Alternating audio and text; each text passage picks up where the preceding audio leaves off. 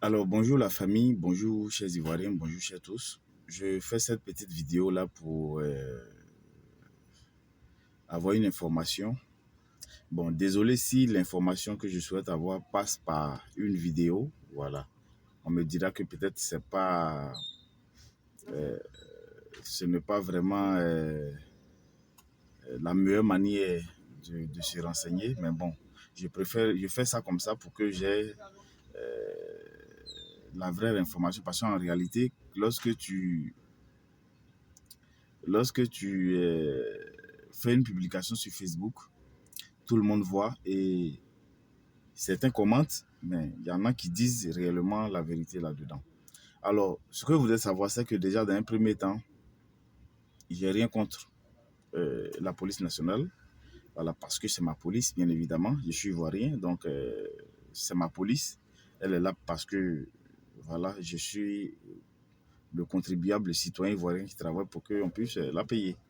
Alors, bref, donc, ce que je voudrais dans un premier temps savoir, c'est est-ce que déjà tout le monde remarque dans le grand Abidjan, voilà, la façon dont sont traqués les motocyclistes. Voilà, les motocyclistes aujourd'hui dans nos rues constituent, je n'ai pas envie de dire un danger, parce que c'est le travail de certains pères de famille, mais vraiment, coût assez de risques dans nos rues. Vous voyez, coût assez de risques dans nos rues. Et le nombre d'accidents causés par les motocyclistes, ou du moins les victimes, lors d'un accident entre moto et véhicule, je pense que malheureusement, le plus grand pourcentage dans les cas de perte en vie, de décès, est du côté des motocyclistes. Alors face à cela, qu'est-ce que l'État de Côte d'Ivoire doit faire? Quel combat l'État de Côte d'Ivoire mène pour que cela cesse? Déjà, la vidéo-verbalisation est une très bonne chose, quelque chose que moi je salue parce que c'est vraiment de l'innovation technologique. Et aujourd'hui, là, nous sommes dans un monde où vraiment les choses vont très vite. Alors, cependant, ce que je déplore, ou du moins c'est ce que nous constatons malheureusement, c'est la manière dont les je n'ai pas envie de dire les policiers dans l'ensemble, mais la manière dont certains policiers dans les rues d'Abidjan traquent, j'ai envie de dire, avec la dernière énergie, les motocyclistes. Cela, par moment, cause plusieurs dégâts dans nos rues, à savoir les accidents, les embouteillages et plusieurs autres inconvénients néfastes, en fait. Vous voyez un peu. Lorsque vous êtes en pleine circulation, vous voyez que vous êtes en train de partir dans un sens et il y a un gars de moto qui sort de nulle part là, il prend l'autre sens, il est en train de revenir rapidement. C'est fréquent à Abidjan ici. En plus de ça, par moment, lorsque vous êtes dans un embouteillage, automatiquement, le gars, il cherche à faire demi-tour là pour se faufiler entre les véhicules pour aller quelque part. Ça, c'est récurrent à Abidjan. Et quand tu vois à la fin, tu vois, c'est soit la CRS 1 qui est là, ou bien c'est, je sais pas, plusieurs entités de la police nationale qui est en train de traquer les gens de moto. Est-ce qu'on ne peut pas organiser cette manière de faire là pour éviter les accidents, pour éviter les embouteillages, pour éviter plusieurs autres choses? Par moment même, tu es paniqué, tu peux même piquer une crise. Parce que tu ne sais pas ce qui se passe, le gars de moto à côté, et puis tout d'un coup, tu le vois dans le rétroviseur de l'autre côté. Vraiment, ça crée beaucoup d'incidents, de dégâts dans nos rues. Je demande vraiment la clémence des autorités. Je demande qu'ils essaient de la police nationale, le DG de la police nationale ou la direction de la police nationale essaie vraiment de bien canaliser ces pratiques-là. Parce que dans nos rues-là, franchement dit, ça cause des dégâts. Voilà. Moi, je fais le tronçon Cocody, Bassam, chaque jour que Dieu fait. Donc, de 13 villes, généralement, il y a un groupe de police, il y a un groupe qui est arrêté, comment on appelle ça, sous l'échangeur de Solibra. Quand tu vas un peu au niveau d'Akwaba, il y a un groupe qui est là. Quand tu dépasses un peu Akwaba, au 43e Bima, il y a un autre groupe qui est là. Au phare à Port-Boué, il y a un autre groupe qui est là. Ils sont plusieurs comme ça stationnés. Et leur manière d'arrêter les motos, là, franchement, dit, ça fait peur. Quand tu es au volant, tu vois de la manière les policiers arrêtent les motos, là, ça fait peur. Le policier, il s'abaisse comme ça, il s'accroupit entre les véhicules. Souvent, même, tu ne vois même pas que le policier est devant toi. Mais il est abaissé, il est en bas, là. Vous êtes au feu, vous êtes au rouge. Soit il regarde le feu, le rouge est 50 secondes. Donc, il s'abaisse en bas. Il sait qu'il a au moins 30 secondes qu'il peut faire là où tu ne bouges pas. Le gars, il est abaissé en bas de vous. Au moins, tu te rends compte net. Bruit, il bondit sur une moto. Souvent, les motos, le gars, il est en pleine circulation. Le policier se jette sur lui et puis il éteint, n'est-ce pas, il éteint la moto. Il enlève la clé de la moto. Ça, là, c'est pas, je ne sais pas. Ce sont vos frères. Souvent, mais tu vois le policier, tu as peur.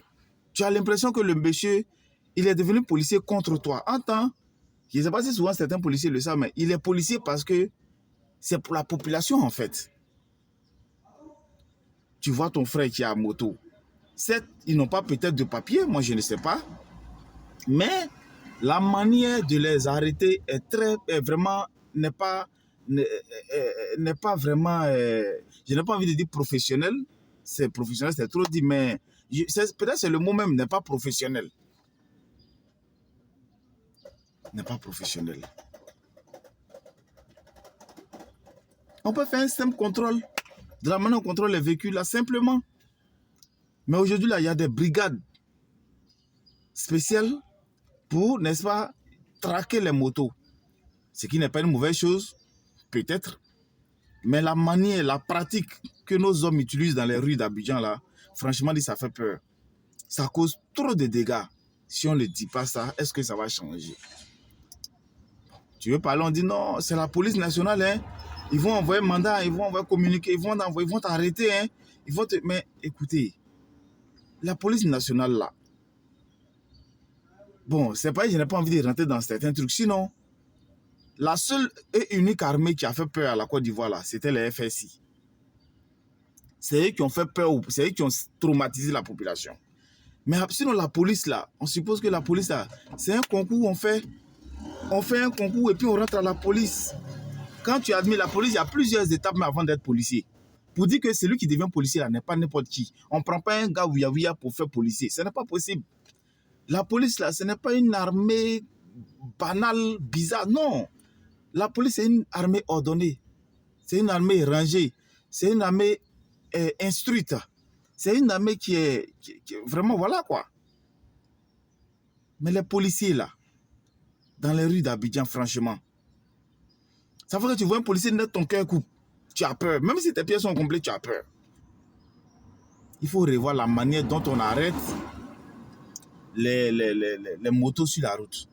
Franchement dit, je plaide pour ça auprès du doyen Kouyaté, le DG de la police nationale et tous les gradés de la police nationale là. Quand vous avez une réunion là, mettez le problème là sur la table. Les gens ne vous disent pas réellement ce qui se passe sur le terrain. Sur le terrain là, c'est bizarre. Les doyens, c'est bizarre. Les gradés, les commandants, les commissaires, ceux qui ont plusieurs barrettes là. Quand vous vous rencontrez pour faire des points là, des points de sécurité de la nation, franchement, penchez-vous sur ce sujet là. La manière dont les gens arrêtent les policiers, les motos dans les rues là, ça fait peur, ça cause des dégâts, ça crée des accidents. Plusieurs accidents. Souvent, le gars met dans la panique, il se retourne net, son téléphone tombe, son porte-monnaie tombe, le blé de parti. Le policier prend son truc en souriant et puis il s'en dépose dans son cargo et puis il est là, il attend. Vous aussi, les gens de moto là, on vous demande de porter casque, on vous demande d'être en règle. Arrangez-vous pour être en règle. Parce que ce que vous ne savez pas, c'est que en 2023, qui vient de finir hier là, il y a eu, en tout cas moi je ne sais pas, je n'ai pas fait encore de statistiques, mais je sais qu'il y a eu au moins 80% des accidents, ou bien 100% des accidents dans les rues d'Abidjan. 70 là, il y a, comment on appelle ça, les motocyclistes sont impliqués à au moins 70% dans les accidents causés en 2023. Moi, j'ai été témoin oculaire de plus de 4 ou 5 accidents, dont l'accident qui a eu lieu au niveau de Félicia. Bon, au niveau de Félicia, déjà, il faut dire qu'il y a eu 3 accidents. Dans le même mois, là, il y a eu 3 accidents. C'était dans le mois d'octobre ou novembre, là. Il y a eu 3 accidents où il y a eu les 3 accidents, il y a eu des décès. L'autre, c'était même juste quand tu quittes Félicia, tu vas à Treichville, à la montée du pont, là où Wave est venu déposer son Digba Pingouin aujourd'hui, là où il y a une caméra, là, il y a eu un accident là. J'ai été témoin de cet accident-là. Je sortais du plateau pour aller à Treichville. Donc à la bretelle, là, moi j'ai serré, j'ai garé. Je suis allé voir. C'était un jeune, le corps était couché là. Lui, il n'avait même pas eu d'égratignure. Par contre, l'autre qui est décédé au niveau de la montée du pont Alassane Ouattara de Cocody là, juste à la montée là, le gars, lui qui était couché là, un gros camion, lui, sa tête était carrément vraiment truc quoi. Vous voyez. Donc, je ne sais pas si vous devrez vous mettre à jour, vous devrez faire vos papiers. Je ne sais vraiment pas ce qu'il faut. Moi, je ne sais pas, je n'aime pas moto d'abord. Je ne roule pas. Mon permis, il n'y a pas moto dessus. Donc, je ne suis pas. Mais c'est le travail des pères de famille. C'est le travail de certaines personnes. Et donc, quand tu fais un travail là, ce qui te donne à manger là, il faut prendre ça au sérieux. Parce que tout le monde nous dit, vous conduisez des motos, vous roulez des engins, vous ne portez pas de casque. Vous êtes dessus, c'est vous qui avez téléphone comme ça dans l'oreille, dans le casque parfois. Et souvent même le casque est attaché derrière la moto, vous-même vous êtes devant. Souvent vous faites de ce dépassement que même le poisson, même on dit que le poisson, mais le poisson même là, lui-même, ce que vous faites là, lui, il ne maîtrise même pas ça. C'est-à-dire vous avez débloqué un autre level de queue de poisson. Pour vous, c'est plus que de poisson. Votre vie là, elle est précieuse. La vie des gens que vous portez derrière est précieuse. Hein? Peu importe le contexte, peu importe les raisons pour lesquelles vous allez aussi vite, je pense que ça ne justifie pas votre fin sur Terre. C'est pas possible. Par exemple, quelqu'un attend son colis là-bas, il va t'appeler, donc toi, tu vas aller faire 5 livraisons par jour. Non, mais ta vie, elle est précieuse, champion. Tu ne vas pas finir livreur dans ta vie, non? Tu as aussi appelé à avoir une voiture, à ouvrir un grand coin pour que les gens fassent les livraisons pour toi, à être un patron. Mais si tu mets fin à ta vie de façon prématurée, de façon brusque, parce que tu n'as pas pièce, parce que le policier aussi, dès qu'il va te voir, il va bondir sur toi pour t'arrêter. Mais écoutez, où va cette vie, où on va avec cette jeunesse-là? Final, on ne peut pas être jeune et puis mourir. Les corps des accidentés dont j'ai parlé en 2023, là, c'était tous des jeunes. Peut-être le plus âgé avait 35 ans dedans, il n'y a même pas 40 ans dedans.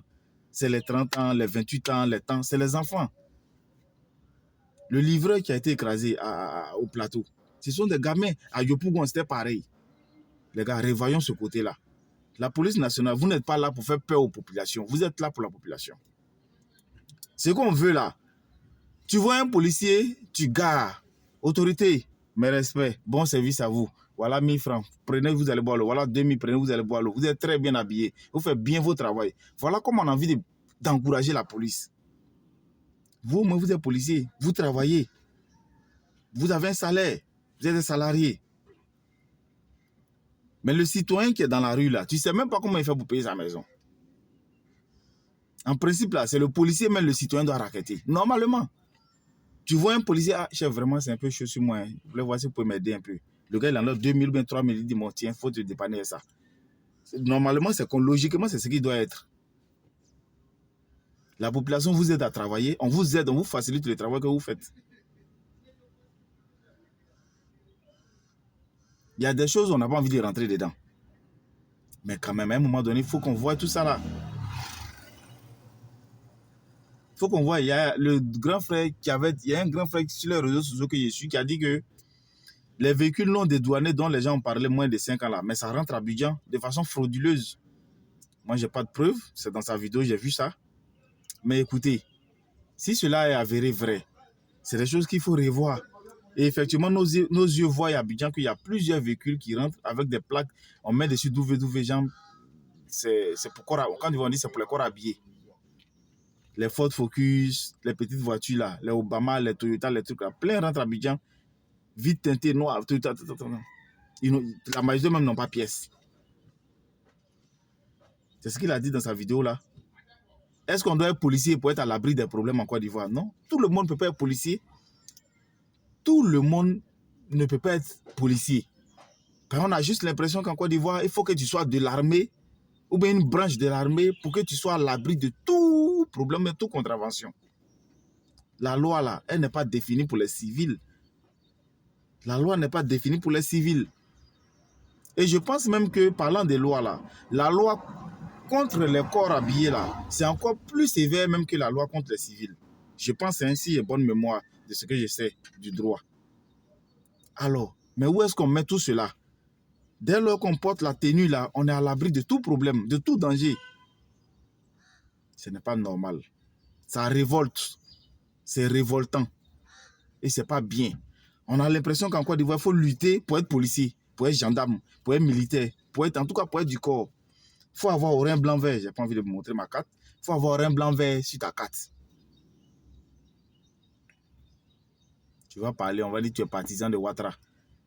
Tu as parlé, on dit que tu es partisan de Gbagbo Laurent. Tu as parlé, on dit que tu es partisan d'Henri Konan Bédié. Tu as parlé, on dit que tu es derrière Soro Guillaume. Tu as parlé, on dit toi, tu es Blé Goudé. 2025, c'est demain. Le président a travaillé. Il a investi. Il a construit la Côte d'Ivoire. Il a reconstruit la Côte d'Ivoire. Parce que la Côte d'Ivoire était déjà construite. Donc, il a reconstruit la Côte d'Ivoire. Aux autorités qui sont au devant de la jeunesse là, il faudrait que vous essayiez vraiment de voir les choses. Voilà. Parce que la jeunesse là, c'est l'avenir de demain. Personne n'a, on ne doit même pas dire ça à quelqu'un. L'avenir de demain, c'est la jeunesse. Et donc, quand vous êtes à la tête, quand vous êtes au devant des choses, sachez prendre des décisions. Sachez prendre des décisions. Merci bien. Et puis bon, c'était M. Ouattara. Je voudrais saluer tout le monde. Bonne année à toute la Côte d'Ivoire. Et pour la CAN, je pense qu'on va s'y mettre. Voilà, le départ n'a pas été facile, mais on va s'investir.